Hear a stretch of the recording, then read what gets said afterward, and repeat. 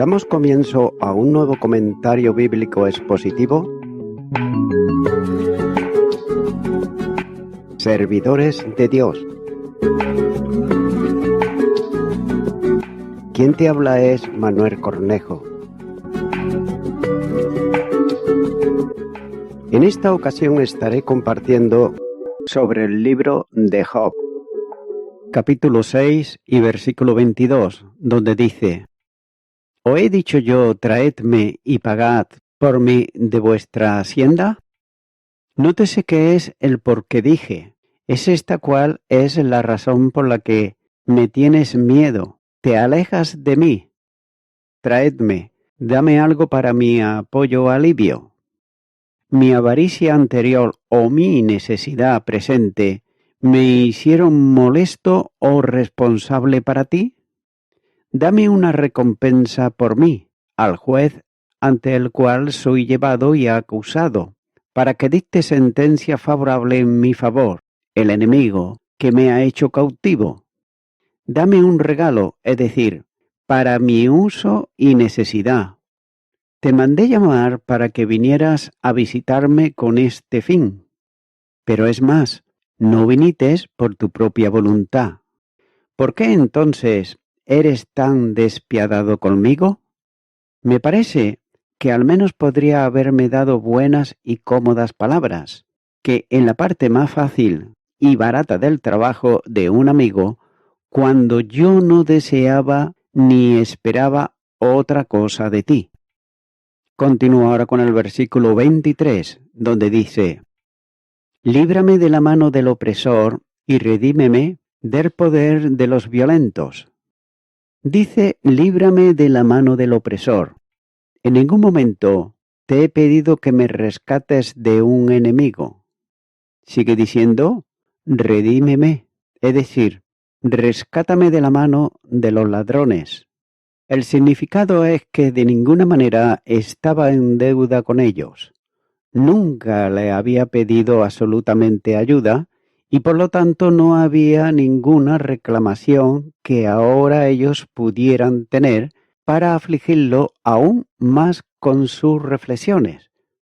Parece haber algo molesto en estos comentarios y no necesitamos tampoco de tratar de justificar el espíritu que lo dictó. Continúa ahora con el versículo 24, donde dice: Enséñame y yo callaré. Hacedme entender en qué he errado. Dice: enséñame y yo callaré. Es decir, dame alguna instrucción real y muéstrame cuál es mi deber, y guardaré silencio. Con esto está queriendo decir que Elifaz realmente no había impartido ninguna instrucción, sino que había tratado solamente con el lenguaje de la reprensión. Y el sentido es: me sentiría voluntariamente y escucharía dónde se imparte la verdad y dónde podría ser yo capaz de ver la razón de los tratos divinos. Si pudiera hacerme entender dónde me he equivocado, estaría de acuerdo. Continuará con el versículo 25, donde dice: Cuán eficaces son las palabras rectas, pero ¿qué reprende la censura vuestra? Dice que cuán eficaces son las palabras rectas, es decir, qué pesadas e impresionantes son las palabras de verdad. Job significa que estaba acostumbrado a sentir su poder y a admitirlo en su alma, ya que si sus palabras eran tales, la escucharía con profunda atención y además en silencio. Note que aquí la expresión tiene un tono proverbial. Sigue diciendo: pero ¿qué reprende la censura vuestra? O más bien, ¿qué reprende la reprensión de ustedes? ¿O qué prueban sus reproches? Job está procesando aquí una disposición a escuchar palabras de verdad y de sabiduría, pero sin embargo se queja de que el lenguaje de reproche utilizado por ellos no fue adaptado para instruir su entendimiento para beneficiar su corazón. Y tal como estaban las cosas, no se sentía convencido y era probable que no obtuviera ninguna ventaja de lo que de ellos estaban diciendo. Continuar con el versículo 26, donde dice: «Pensáis censurar palabras y los discursos de un desesperado que son como el viento». Es decir, que crees que todos tus argumentos son sólidos e incontestables y todas mis respuestas, por otro lado, son palabras ociosas y vacías. ¿Crees que es suficiente cavilar y reñir con algunas de mis palabras y expresiones sin considerar los méritos de la causa y la verdad de mi condición, dar una comprensión por la enfermedad humana, por mi extrema miseria, que puede fácilmente forzarme algunas expresiones indecentes? Sigue diciendo que es de uno que está desesperado, es decir, de un pobre miserable, desesperado e indefenso, porque las palabras de tales personas son comúnmente descuidadas y despreciadas, aunque haya verdad y gran peso en ella. Eclesiastés capítulo 9 y versículo 16 dice: «Entonces dije yo, mejor es la sabiduría que la fuerza, aunque la ciencia del pobre sea menospreciada y no sean escuchadas sus palabras». Y generalmente se cree que los tales hablan desde profundas pasiones y prejuicios, más que desde la razón y el juicio. Sigue diciendo que son como el viento, es decir, vano y ligero, sin sustancia alguna, sólida, que por otro lado hace mucho ruido con poco sentido y con poco propósito. Pero esta última rama de este versículo puede ser, y muchos lo son, traducidas de otra manera, como por ejemplo, cuando dice «os imagináis», que por otro lado, lo cual debe de registrarse fuera de la cláusula anterior, como es muy habitual en las Escrituras, ya que las palabras de alguien que está desesperado por ser mero viento, es decir, vacío y vano. También pudiera ser: «¿Me tomas por un hombre desesperado y distraído que no sabe o no le importa lo que dice, sino que solo dice lo que primero le viene a la mente y a la boca?» Note que el viento se usa a menudo para expresar también palabras vanas, como por ejemplo en Job capítulo 15 versículo 2, donde dice: «¿Proferirá el sabio vana sabiduría y llenará su vientre de viento solano?» Y Jeremías capítulo 5 y versículo 13 dice: «Ante los profetas serán como viento, porque no hay en ellos palabra, así se hará a ellos». Y también como cosas vanas. Job capítulo 7 versículo 7 dice: «Acuérdate que mi vida es un soplo, y que mis ojos no volverán a ver el bien». Y Proverbios capítulo 11 versículo 29 dice: «El que turba su casa heredará viento, y el necio será siervo del sabio de corazón». También algunos traducen todo el verso de la siguiente manera: en sus argumentos piensan o deberían de pensar que los discursos de un hombre abatido está abatido o profundamente afligido como yo. No son más que palabras y viento, es decir, vano y vacío. Como ciertamente los discursos de tales personas suelen ser estimados por aquellos que están en una condición más alta y más próspera. Pero sin embargo deberías juzgar más imparcialmente y con más misericordia.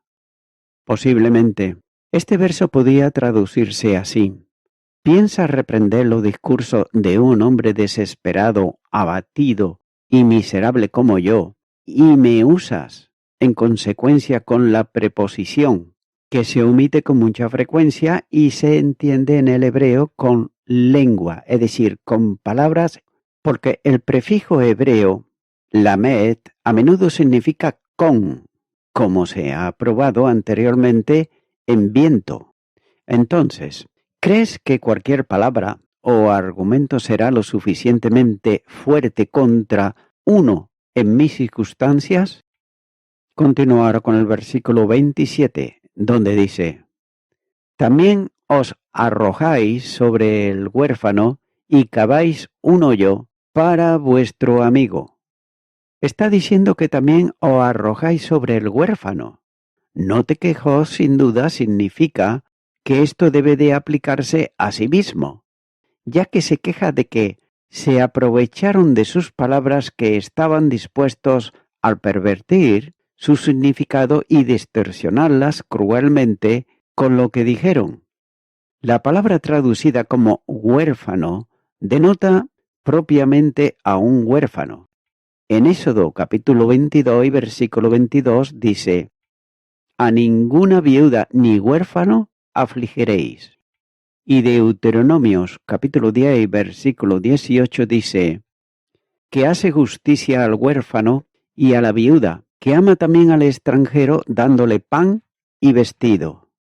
Pero note que es posible que no debe de tomarse en este significado limitado aquí. La palabra todavía se conserva en el idioma árabe, el idioma hablado en el país donde vivió Job, donde la palabra significa estar solo, afligido, etc. Puede ser que esta idea ocurra bajo la forma de la palabra usada aquí, que Job estaba solo y afligido, que estaba tan desolado e indefenso como un niño sin padre, y especialmente que manifestaban un espíritu como el de aquellos que oprimen a un huérfano. La palabra agobiar significa correctamente cais, es decir, tratar con él violentamente.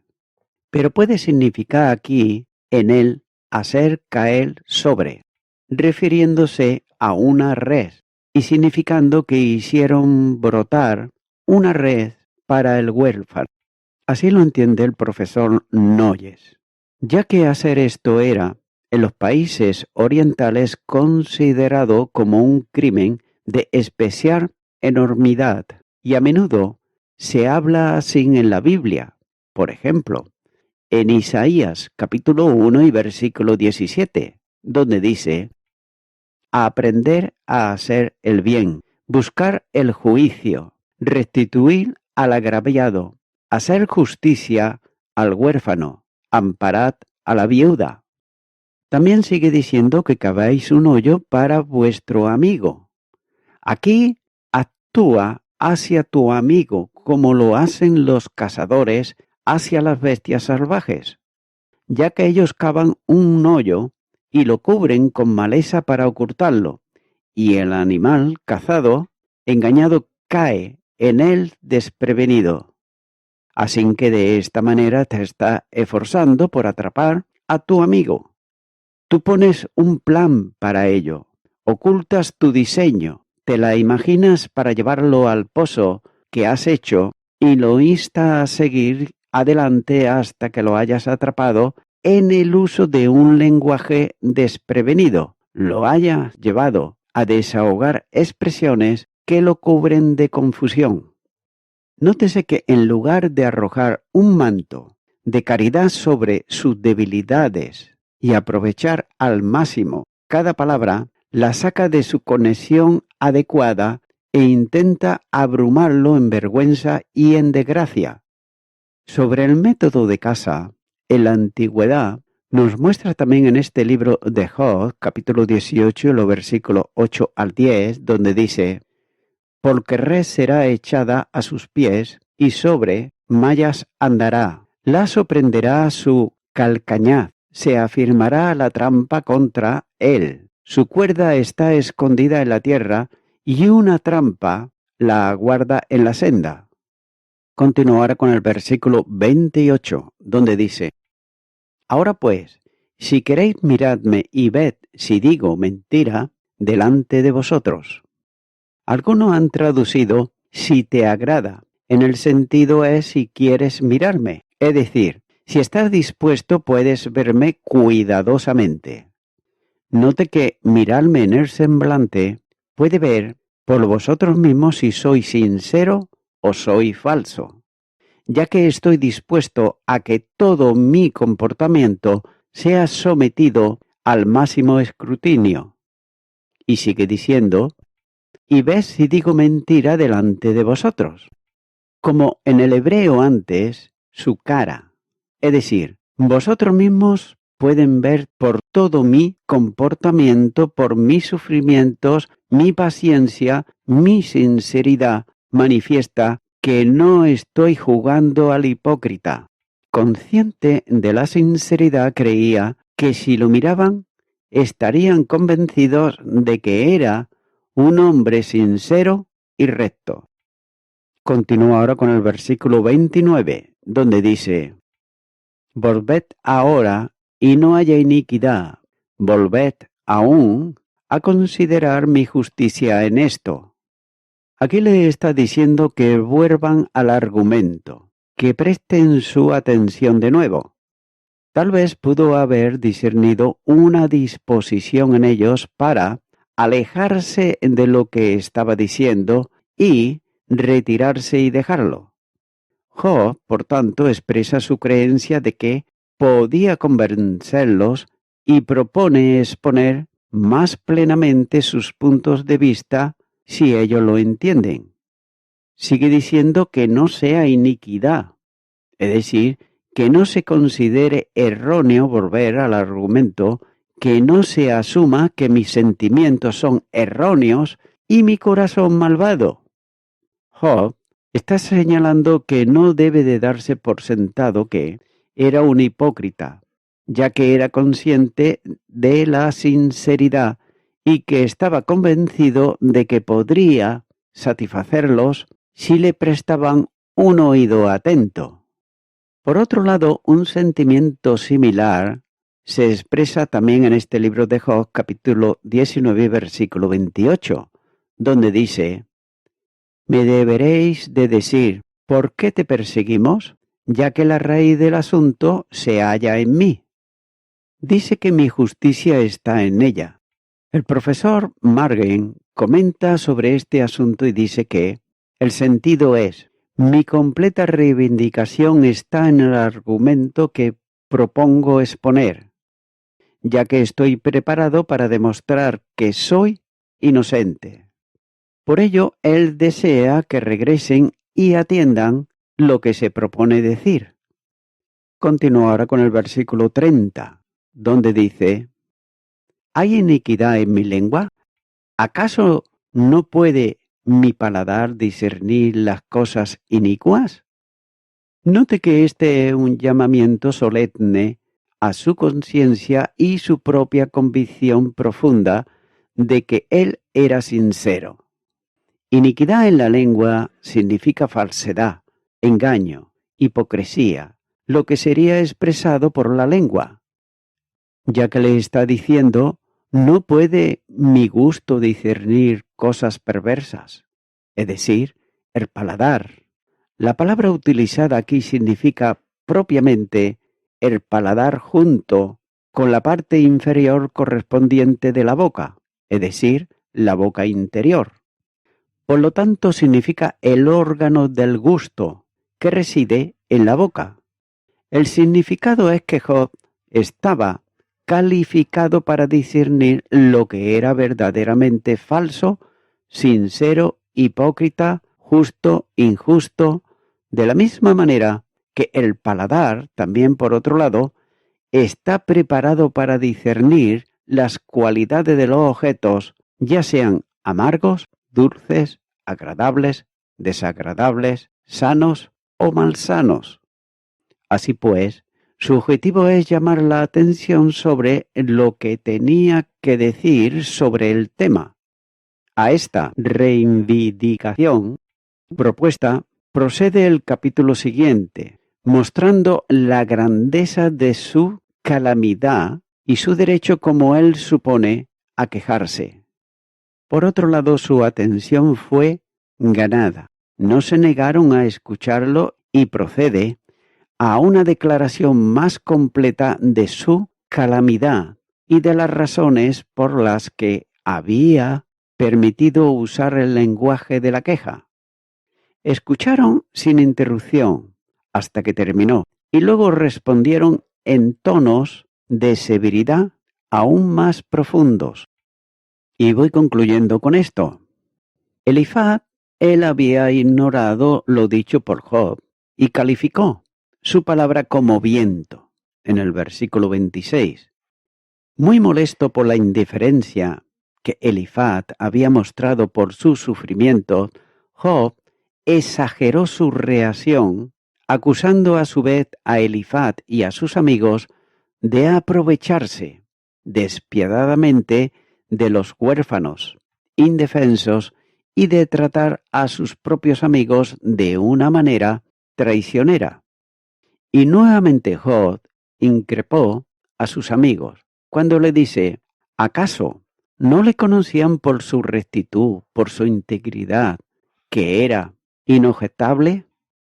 Les pidió que dejaran de acusarlo injustamente, aun cuando su apariencia física le fuera tan repulsiva al estar sentado en cenizas, desfigurado por la inflamación de la piel y cubierto además de heridas.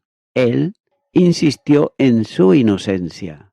No era culpable de hablar perversidades. Job aún podía distinguir lo correcto de lo incorrecto. Amigo y amiga oyente, no es adecuado considerar la compasión como un fenómeno psicológico superficial que equivale a compadecerse de alguien. Sin embargo, la palabra de Dios nos enseña que cuando Jesús miró a sus seguidores con compasión, como muestran los evangelios, en Mateo capítulo 15 versículo 32, en Marcos capítulo 8 versículo 2, en Lucas capítulo 7 versículo 13, Jesús le estaba mirando con amor, además de con compasión. Y de esta manera la compasión es la respuesta conmovedora del amor a la pena sentida o a alguna calamidad amenazante en la vida de otra persona. Téngase en cuenta que Dios el Creador se compadeció, es decir, se apiadó y mostró su compasión y misericordia visible al dar a su Hijo. El Evangelio de Juan, capítulo 3, versículo 16, dice: porque de tal manera amó Dios al mundo, que ha dado a su Hijo unigénito, para que todo aquel que en él cree no se pierda, mas tenga vida eterna. Es por ello que, mi amigo y mi amiga oyente, te invito ahora a que aceptes creyendo lo que Dios te da, que es, por medio de la fe, la salvación en Cristo Jesús. Si tú crees que Jesucristo murió por tus delitos y pecados, si tú crees que Él resucitó de los muertos y crees lo que dice su palabra aquí en Juan 3:16, pues yo te invito ahora a que tú le aceptes en tu corazón y lo recibas como tu Salvador. Estaré haciendo una oración de fe. Si lo sientes así, ora conmigo y repite. Y di: Dios eterno, vengo ante ti, dándote gracias por acordarte de mí, por haber dado a tu Hijo Jesucristo en la cruz del Calvario por mis delitos y pecados. Yo ahora te pido perdón por todos mis pecados, de los cuales me arrepiento, y te recibo a ti, Jesucristo, como mi Salvador. En tu nombre, amén.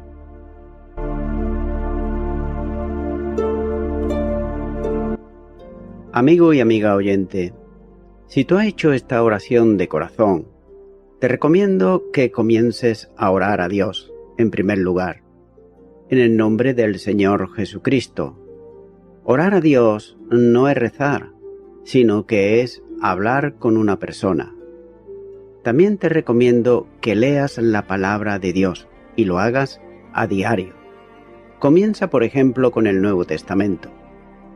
Y también, por último, Te recomiendo que para que puedas crecer espiritualmente, te congregues en una iglesia cristiano-evangélica, donde se predique, se enseñe y se practique la sana doctrina y la palabra de Dios.